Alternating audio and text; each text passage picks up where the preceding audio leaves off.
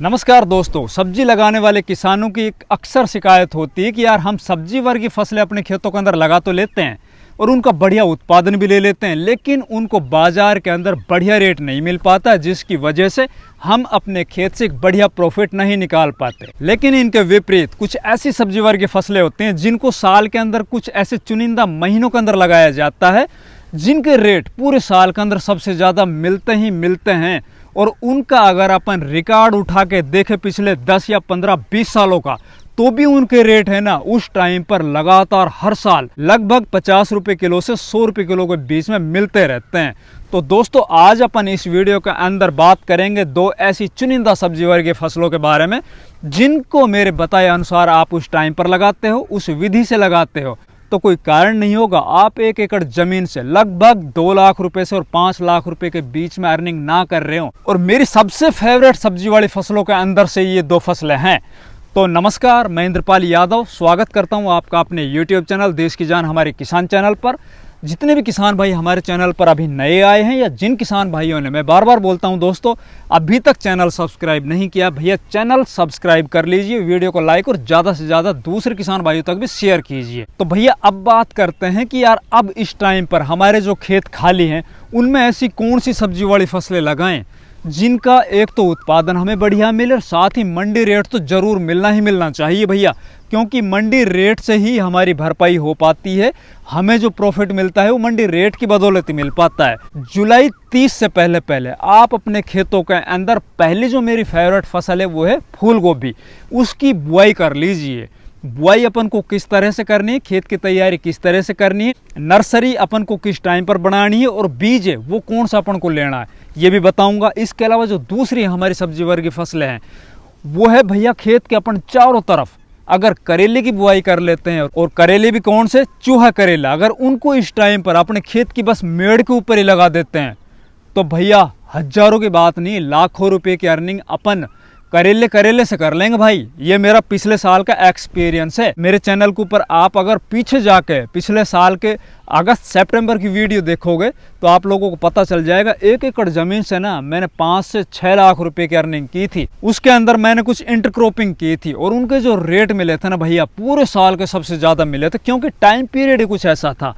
उस टाइम पर बाजार के अंदर, मंडियों के अंदर उन सभी सब्जी वाली फसलों की शॉर्टेज होती है।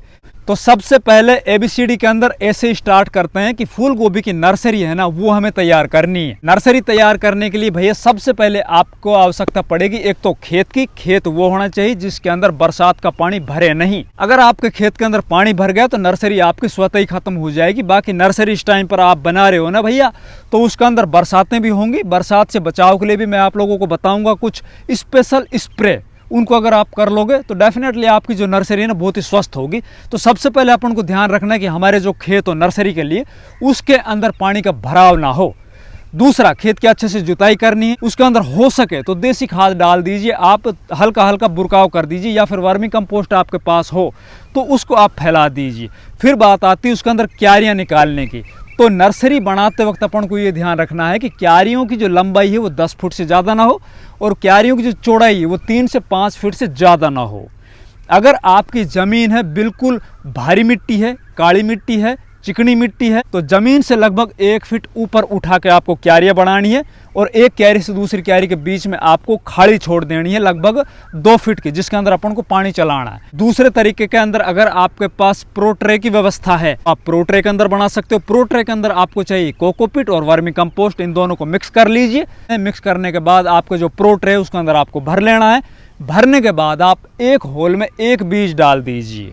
अब बात आती है भैया बीज की कि यार बीज अपन कौन सा लें। तो भैया आपके एरिया में सबसे बढ़िया अगिती फूल गोभी या बरसात वाली फूल गोभी का कौन सा बीज चलता है, सबसे पहले तो आप ये देख लीजिए।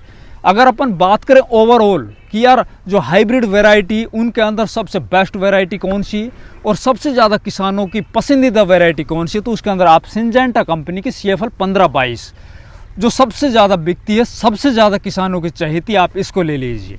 अगर आप क्यारियों के माध्यम से कर रहे हो तो भैया इसको छिटक के क्यारियों के अंदर और हाथ से यूं मिला के या फिर ऊपर इसके देसी खाद डाल दीजिए अच्छे से छान के उसको, या फिर आपके पास अगर वर्मी कंपोस्ट हो तो हल्का हल्का वर्मी कंपोस्ट इसके ऊपर डाल दीजिए, फिर इसके अंदर आप सिंचाई कर दीजिए। देखोगे आपका जो बीज है वो 3 से 4 दिन के बाद जर्मिनेट हो जाएगा। अब बात आती है भैया हमें अपने खेत के अंदर उस नर्सरी को लगाना है, तो गोभी लगाते वक्त हमें जिस खेत में हम गोभी लगा रहे हैं उसके अंदर क्या कुछ सावधानी बरतनी है। तो भैया सबसे पहली सावधानी यही है कि जिस खेत के अंदर आप इस टाइम पर फूल गोभी की बिजाई कर रहे हो, बुआई कर रहे हो, रोपाई कर रहे हो, उस खेत के अंदर आपको सबसे पहले ये ध्यान रखना है कि बरसात का पानी है ना वो नहीं भरना चाहिए। बरसात का पानी गोभी की फसल के लिए सबसे खतरनाक है, और सबसे ज़्यादा इस टाइम पर फूल गोभी के जो रेट मिलता है ना उसका कारण भी यही है कि भैया बरसात की वजह से खेत के खेत है ना वो ख़त्म हो जाते हैं फंगस की वजह से, और फूल गोभी है ना बाज़ारों के अंदर बहुत कम जारी होती जिससे बाज़ार रेट बहुत ज़्यादा मिल रहे होते हैं। लेकिन भैया मैं हूँ ना, मैं आप लोगों को गोभी की अभी एक सीरीज ये समझ लीजिए स्टार्ट में कर चुका हूँ, अपने खेत के अंदर मैं लगाऊंगा। समय समय पर अपन को नर्सरी के अंदर क्या करना है या फिर गोभी के अंदर अपन को कौन सी स्प्रे करनी है, कौन से खाद डालने वो बताता चला जाऊंगा, और डेफिनेटली आपकी फसल है ना बहुत ही शानदार होगी। और आप फूल गोभी के जो पूरे साल के अंदर सबसे बढ़िया रेट होता है ना, अगर हमारे चैनल के साथ आप जुड़े रहे तो ज़रूर लोगे। और 1 एकड़ ज़मीन से मैं आप लोगों से फिर दोबारा वादा करता हूँ 2 लाख रुपए से लेकर 5 लाख रुपए तक की आप फूल गोभी है वो बेच सकते हो। और साथ में जो अपन इंटरक्रॉपिंग करेंगे ना इसके मेड़ के ऊपर जो अपन करेला लगाएंगे वो तो मज़ेदार चीज़ है भैया, एक नंबर की चीज़ है। उसके अंदर ना बीमारियाँ आती है और रेट तो शानदार मिलते ही मिलते हैं। तो अब बात आती भैया फूल गोभी की अपन बुआई कर रहे हैं उस टाइम पर खेत में क्या कुछ करना है हमें, या कौन कौन से फर्टिलाइज़र वो डालने हैं। तो सबसे पहले अपन ने काम कर लिया, खेत हमने जो बरसात का पानी भरता है वो नहीं लेना है। उसके बाद खेत की अच्छे से जुताई कर देनी है। जुताई करने के बाद भैया इसके अंदर अपन को देसी खाद डालना है। देखिए फूल गोभी का पौधा है ना सबसे ज़्यादा ग्रो उसी खेत में करता है जिसके अंदर उपजाऊ क्षमता ज़्यादा हो। उसके लिए आपको अपने खेतों के अंदर 4 से 5 ट्रॉली सड़ा गला देसी खाद डाल देना है, या फिर वर्मी कंपोस्ट की व्यवस्था हो जाए तो उसको डाल दीजिए। इसके अलावा बात आती है भैया रासायनिक उर्वरक की कि यार हमें कौन कौन से जो केमिकल फर्टिलाइजर है उनको डालना चाहिए। तो एक बैग 50 किलो का आपको DAP डाई अमोनियम फॉस्फेट लेना है। जब आप खेत की अंतिम जुताई कर रहे हो उस टाइम की बातें कर रहे हैं भैया बेसल डोज में।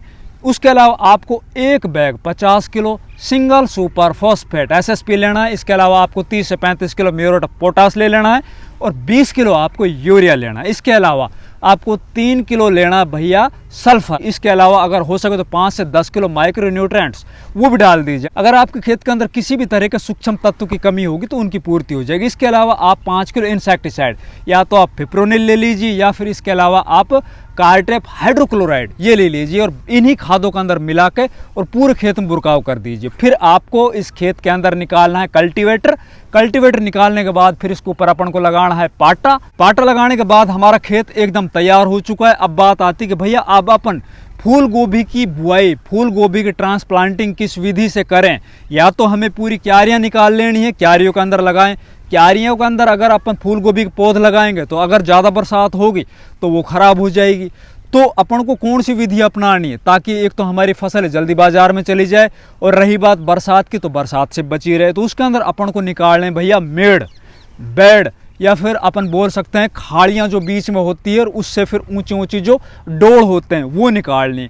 अब एक मेड़, एक बेड या एक डोड़, इससे और दूसरी मेड़, बेड और डोड़ के बीच की दूरी कितनी रखनी, तो लगभग 2 फीट रखिए आप। अगर आपके खेत ताकतवर है, आपके खेत के अंदर उपजाऊ ताकत ज़्यादा है, आपके खेतों के अंदर फर्टाइल सोइल है, चिकनी मिट्टी है, काली मिट्टी है, भारी मिट्टी है, तो आपको एक मेड़ से दूसरे मेड़ की जो बीच की दूरी रखनी है वो 2 फीट रखनी है। अब बात आती भैया इसके अंदर ट्रांसप्लांटिंग अपन कर रहे हैं तो उसमें एक पौधे से दूसरे पौधे की कितनी दूरी रखनी है। तो भाई सबसे पहले तो जब अपन नर्सरी से पौध उखाड़ के लेकर आ रहे हैं उस टाइम पर आपको एक ध्यान रखना है कि आपको स्वस्थ पौध लेनी है, ताकतवर पौध लेनी है, जिसका तना मोटा हो, उसी पौध को अपन को लगाना है। हल्की पौध है वो आपको नहीं लगानी है, उसको आप वहीं पे छोड़ दीजिए। वो 5-7 दिन बाद दोबारा ताकतवर हो जाए उस टाइम लगा लीजिए। अब बात आती है कि अपन को एक पौध से दूसरे पौध के बीच की दूरी कितनी रखनी है। तो एक पौध और दूसरी पौध जो अपन उस मेड़ के ऊपर लगाते चले जा रहे हैं सीधे के अंदर, एक जगह यहाँ पे लगाई दूसरी वहाँ पे लगाई, तो उसके अंदर अपन को 1 फीट का गैप रखना है। 1 फीट का गैप रखिए आप सीधे में, और एक पौध से दूसरे पौध के बीच के अंदर जो दूरी होगी भैया वो 2 फीट हो जाएगी, क्योंकि बीच के अंदर ना एक मेड़ से दूसरे मेड़ के बीच की जो दूरी है वो 2 फीट की है। तो इस साइड में मतलब साइड के अंदर तो उसके अंदर हो जाएगी 2 फीट की दूरी, और सामने पौधे से पौधे की हो जाएगी 1 फीट की दूरी। क्योंकि आगे जब बरसात होगी तो पौधे को पूरी तरह से एक तो हवाएं लगेंगी और पौधे को अच्छे से फैलने के लिए पूरा जगह मिल जाएगी। जितना अच्छा मोटा तगड़ा पौधा होगा, स्वस्थ पौधा होगा, उतना ही मोटा फूल निकलेगा भैया। और जितना मोटा फूल निकलेगा, आपको भी पता है भाई, उसको बाजार में बढ़िया रेट मिलेंगे। अब रही बात सिंचाई की, तो सिंचाई के अंदर भी 2 बातें हैं। या तो आप इस पौध को लगाने से पहले अपने खेतों के अंदर सिंचाई कर दीजिए, या फिर आप पौध लगाने के बाद है ना तुरंत उसके अंदर सिंचाई कर दीजिए। क्योंकि इस टाइम पर गर्मी का मौसम है, अगर हमारा पानी समय के ऊपर नहीं पहुंचा तो हो सकता है कि जो पौध है ना बहुत कोमल होगी, वो दिन के अंदर धूप की वजह से मर जाए। तो कोशिश कीजिए, या तो आप जैसे ही पौध लगाते जा रहे हो पीछे पीछे पानी कर दीजिए, सिंचाई चालू कर दीजिए, या फिर आप अपने खेत के अंदर पहले सिंचाई कर लीजिए, उन मेड़ों को भर लीजिए, उन खाड़ियों के अंदर पानी छोड़ दीजिए और फिर आप शाम के वक्त अपने खेतों के अंदर फूल गोभी की बुआई कर दीजिए, पौध लगवा दीजिए और उसके बाद आप दोबारा से सिंचाई कर दीजिए। तो ये तो बात हुई भैया फूल गोभी की बुआई की। अब बात आती इंटरक्रॉपिंग की, कि यार इंटरक्रॉपिंग है ना, वो हमें अपने 1 एकड़ जमीन के जो हमारे खेत के चारों तरफ मेड़ है ना, उन मेड़ों के ऊपर अपन को इंटरक्रॉपिंग करनी है। तो भैया सबसे पहले कि आपके खेत के चारों तरफ या तो आप बांस गाड़ दीजिए, बांस के ऊपर आप तार की बंधाई कर दीजिए, या फिर आप कोई धागे की बंधाई कर दीजिए, 3-4 लेयर कर दीजिए और फिर आप अपने मेड़ के ऊपर करेले की बुआई कर दीजिए। अब एक करेले से और दूसरे करेले के बीच की जो दूरी रखनी है ना आपको, वो लगभग 2 फीट रख लीजिए। बहुत ही सफिशिएंट है 2 फीट। वैसे तो पिछले साल मैंने 2 फीट लगाई थी।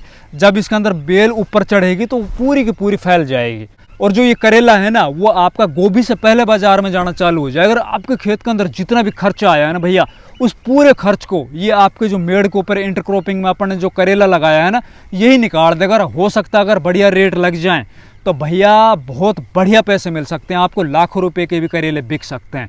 क्योंकि इसके अंदर करेले हैं ना वो बहुत ज़्यादा लगते हैं। पिछले साल हमारे करेले हैं ना, एक एक पौधे के अंदर बहुत ज़बरदस्त करेले लगे थे। और रेट की रही बात, तो रेट भी करेले के हमें 30 से 35 रुपये किलो के बराबर मिलते रहे थे। तो भैया ये 2 सब्जी वाली फसलें 30 जुलाई से पहले पहले अपने खेतों के अंदर आप लगा लीजिए। और मेरे बताए अनुसार, मेरी बताई हुई विधि से और मेरे बताई हुई उन बीजों को लेकर आप लगा लीजिए। आपको ना जरूर 1 एकड़ जमीन से लाखों रुपए की अब की बार कमाई होगी। धन्यवाद।